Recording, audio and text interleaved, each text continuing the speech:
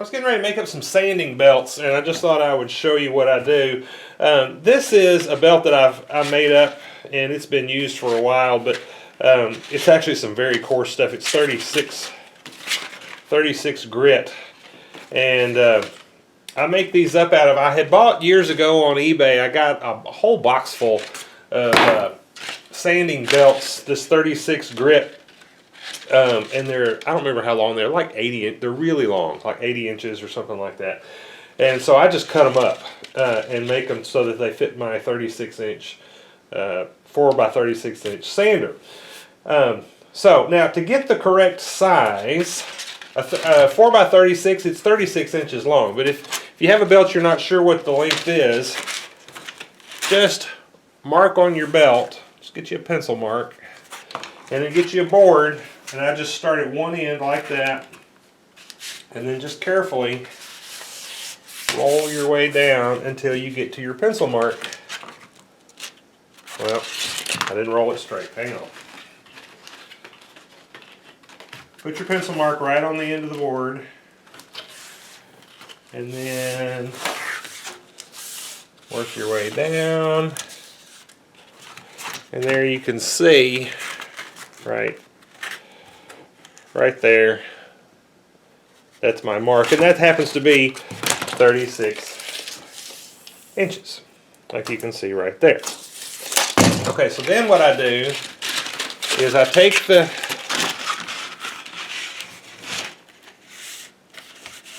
belt, line it up with the edge, and then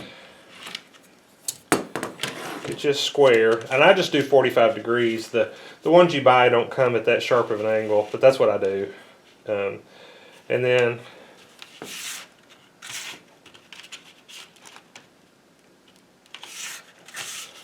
cut that off at that angle, which I've already done there, and then move it down. Get the tip of that right on the end of your board. Line it up with your, perfectly with your edge. Make sure your length is still good. And then come down and mark. I'm using the mark that's on my board here to mark right there. Disregard this line right here. Okay, then you're going to use the same angle that you use down here. You transfer to here.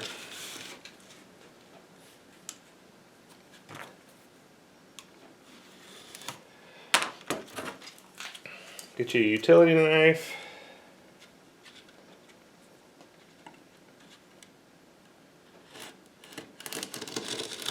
Score through that paper.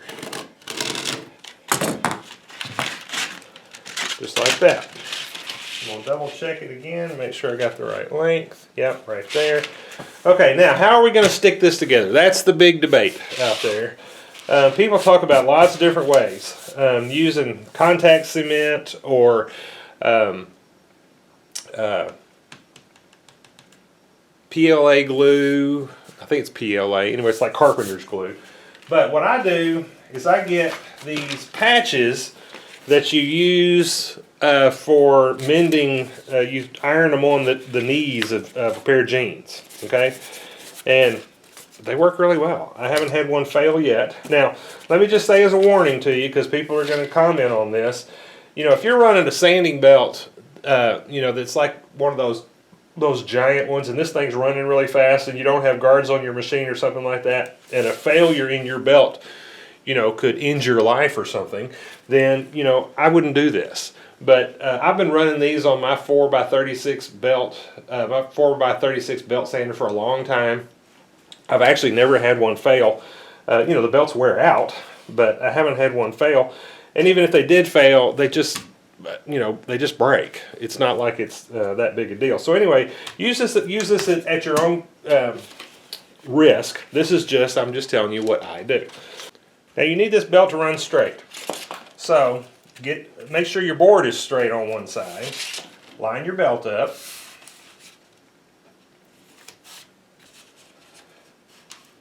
And then I just tape it down.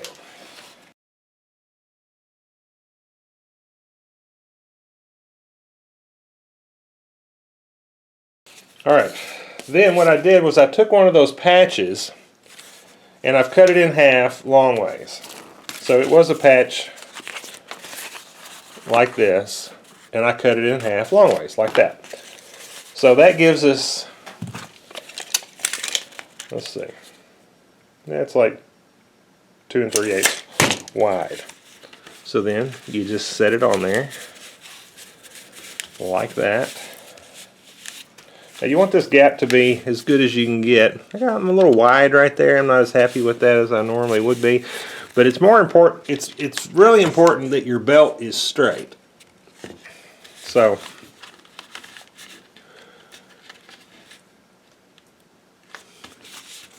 okay, that's pretty good. All right, you put the shiny side down.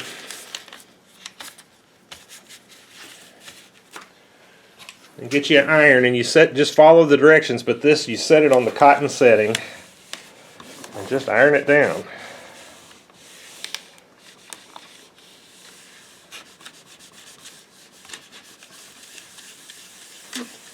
Press it down really well.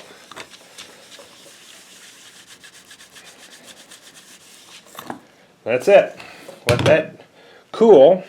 I'm going to let that cool and we'll come back. Alright, so now we're just going to peel our tape off. Alright, that's the other side. This stuff kind of, you know, it's big pieces of rock, actually, so it's, when it flakes off it leaves a white spot. But okay, so then what we're going to do is we're just going to trim the sides of this.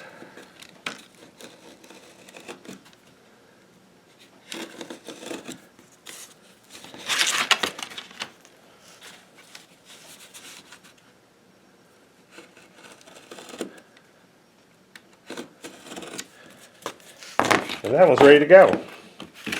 Alright, so let me get this belt off of here. That one doesn't have much life left to it. And let's put this one on. And I don't know, you know, a lot of these will have an arrow of which way they should go. I don't know a difference in either way, so I just put them on.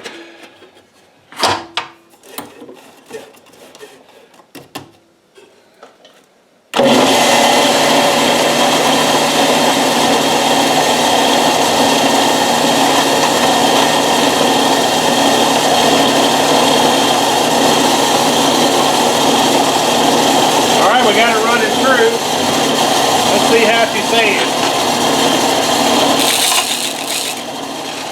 Here, let me get you in here where you can see. One of the reasons I wanted to do this today was I just bought a 1-inch belt sander from Harbor Freight, and I bought some of their belts, and I was just wondering if I could make some 1-inch belts and see how well they would run on there. So I wanted to try making some 1-inch belts. I haven't made those before. I've always done the 4-inch. That means I got to cut the length of this as well as the width. Okay, so we're going to go 1-inch.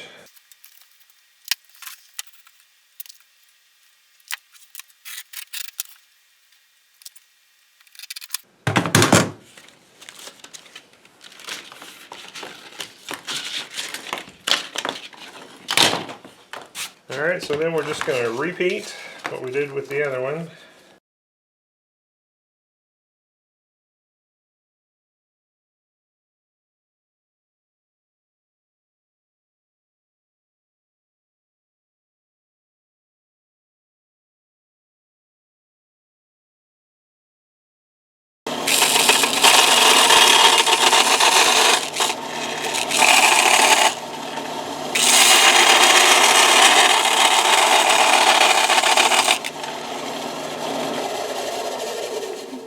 Alright, then you're probably curious to see the joint, so let's look at that. And there's the joint. Now, like I was saying, this stuff is kind of weird belt material, but when a piece comes off, it leaves a big white mark. But as you can see, it held up to that. I've been using this technique for quite some time, and it works fine for me. Like I said, use it at your own risk. Okay, so here's the belt on the 1-inch sander. And let's turn it on. Okay, it's running just fine. Nice and smooth. Let's see how it's saying.